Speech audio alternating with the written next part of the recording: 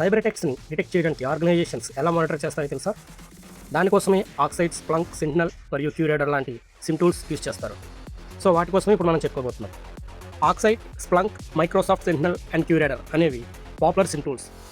ఈ టూల్స్ ఆర్గనైజేషన్లో ఉన్న సర్వర్స్, ఎండ్ పాయింట్స్, ఫైర్వాల్స్ మరియు అప్లికేషన్ నుండి లాగ్స్ని కలెక్ట్ చేసి అనలైజ్ చేస్తాయి. సస్పీషియస్ యాక్టివిటీస్ని ఐడెంటిఫై చేసి అలర్ట్స్ని జనరేట్ చేయడం ద్వారా సైబర్ థ్రెట్స్ని ఫాస్ట్గా డిటెక్ట్ చేయడానికి సాక్ టీమ్కి హెల్ప్ చేస్తాయి.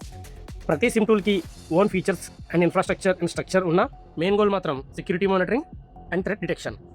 ఈ ఇమేజ్లో చూపిస్తున్నట్టు ఇంకా సింపుల్గా చెప్పాలంటే సిమ్ టూల్ లాగ్స్ని collect, process, store and correlate చేసి సస్పీషియస్ యాక్టివిటీని డిటెక్ట్ చేస్తుంది. సాక్ ఇంజనీర్స్ క్రియేట్ చేసిన రూల్స్ వల్ల అలర్ట్స్ జనరేట్ అవుతాయి. ఆ అలర్ట్స్ని అనలిస్ట్ ఇన్వెస్టిగేట్ చేసి సైబర్ అటాక్స్ని ఐడెంటిఫై చేస్తారు.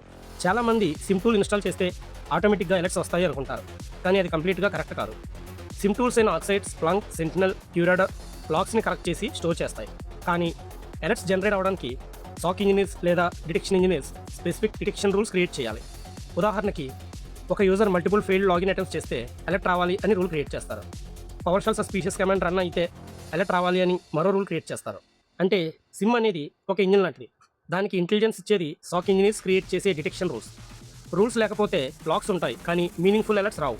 అంటే సిమ్ సక్సెస్ అనేది టూల్ మీద కాకుండా సాక్ టీమ్ బిల్డ్ చేసే డిటెక్షన్ రూల్స్ క్వాలిటీ మీద డిపెండ్ అయి ఉంటుంది.